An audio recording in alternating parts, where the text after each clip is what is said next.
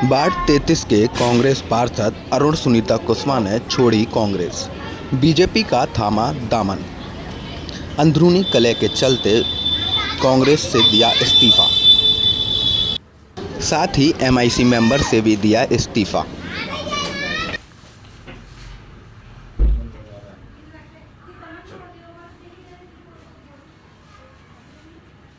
में भारतीय जनता पार्टी के वरिष्ठ नेता और पार्षद अरुण कुशवाहा जी, उनसे बात करेंगे कि पहले वो भाजपा में थे, फिर कांग्रेस में चले गए और कांग्रेस में जाने के बाद उनको एमआईसी मिली। तो सबसे पहले पूछेंगे एमआईसी किस कारण से गई थी, क्योंकि कहीं ना कहीं एमआईसी जाने बड़ा बात होता है, मंत्रालय माना जाता है। तो सबसे उनसे बात करेंगे। सबसे पहले हमारे चैनल में आपका स्वागत है। अरुण जी, आप नगर निगम में कांग्रेस एमआईसी में थे, क्या कारण है एमआईसी आपने छोड़ी?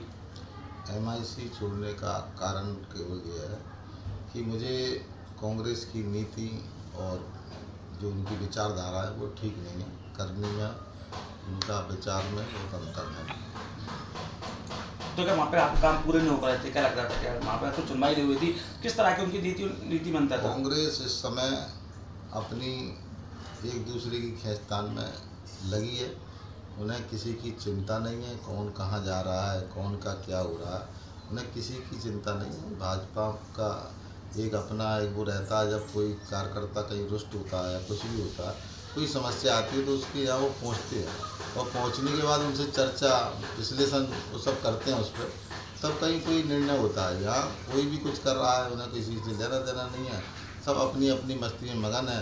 कांग्रेस कई भागों में बट चुकी है, कांग्रेस का कोई वजूद बचा नहीं। अच्छा, कार्यकर्ताओं का और नेताओं को सम्मान नहीं है कांग्रेस में, क्या कहना चाहते हैं? ये कोई सम्मान नहीं है। जो अभी तो कांग्रेस में इस प्रकार का वो जो कार्यकलाप चल रहा है कि दिग्विजय सिंह जी अलग खींच रहे हैं, कमलनाथ जी अलग हैं, जीतू पटवारी जी अलग हैं, सब अलग अलग हैं। और जो यहाँ का भी जो नेता है, यहाँ के भी जो नेता हैं, उनका भी अपना अपना मन अलग अलग है। कोई कुछ कहता है, कोई कुछ कहता है, किसी के कोई का एक दूसरे से किसी का विचार नहीं मिलते हैं। अब आप भाजपा में वापस अपने घर वापसी हो गई है, या कह रहे हैं घर सुबह का भूला शाम को घर आए तो उसको भूला नहीं करता, भाजपा आ गए, तो आप क्या कहना चाहते हैं? कल आपने मंत्री के सामने मैं भाजपा में ज्वाइन हुआ, उसके बाद आपने देखा होगा मंच पर सभी लोग खुश थे।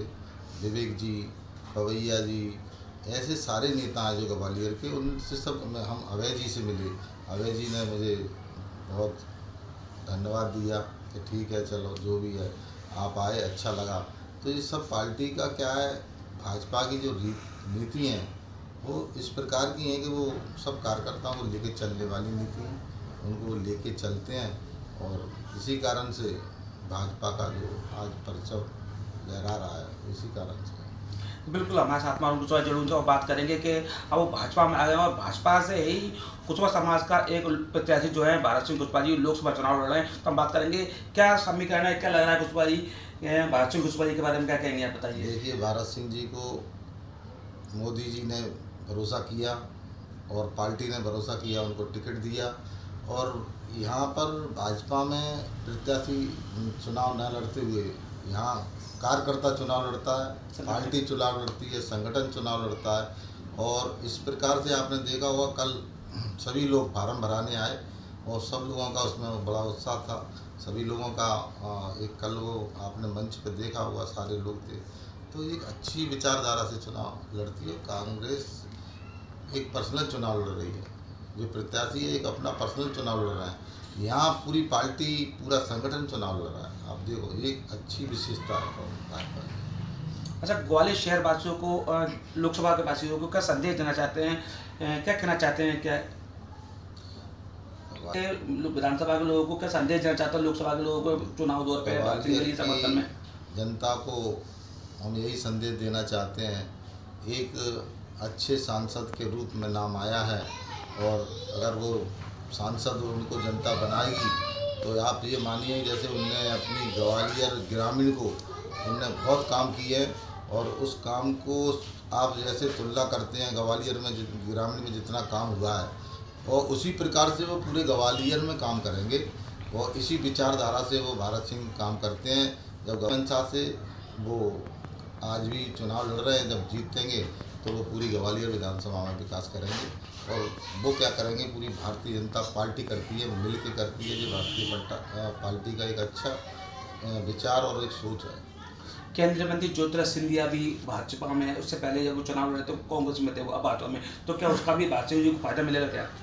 बिल्कुल एक दूसरे का फायदा है। और फायदा कुछ नहीं, यहाँ पार्टी चुनाव लड़ती है, यहाँ कोई संगठन कोई जाति चुनाव नहीं लड़ते ना। यहाँ पे संगठन चुनाव लड़ता है और यहाँ कोई जाति का चुनाव नहीं होता भारतीय जनता पार्टी में कि किसी जाति पर चुनाव हो रहा। और एक जाति से कभी कोई नेता नहीं बनता, कोई चुनाव नहीं जीतता। महाराज का अपना गुनाम है तो महाराज को जनता गुनाम है जिताएगी। ग्वालियर में भरत सिंह जी को जिताएगी। और विचार जनता का भी ठीक है, जनता इस समय पूरी मोदी में है।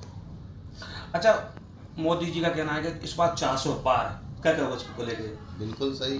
जब राम मंदिर बना है, बहुत मोदी जी ने बहुत काम किए हैं, इतने काम किए, उन कामों का असर है, इसीलिए 400 पार बिल्कुल पक्का हुआ वादा उनका। दोस्तों, आप हमारे साथ में थे भारतीय जनता पार्टी के वरिष्ठ नेता और वार्ड नंबर 33 ग्वालियर विधानसभा से पार्षद अरुण कुशवाहा जी से बात कर रहे थे। उन्होंने बताया कि लाखों मतों से भाजपा कुशवाहा चुनाव जीतेंगे। मोदी जी का जो संकल्प है 400 पार, वही पूरा होगा। ज्योतिरादित्य सिंधिया का ग्वालियर चंबल में जो 25 पे है, उसके पूरा समर्थन पूरा भाजपा कुशवाहा को मिलेगा। भाजपा कुशवाहा भी लाखों मतों से जीतेंगे, इस तरह का अरुण कुशवाहा का कहना है। तो दोस्तों, लगातार हमारे चैनल से आप जुड़े रहिए, हमारी खबरों को शेयर और लाइक करिए। हम आपको लगातार जनता से जुड़ी खबर, राजनीति से और सामाजिक खबर लगातार दिखा रहे और आगे भी दिखाते रहेंगे।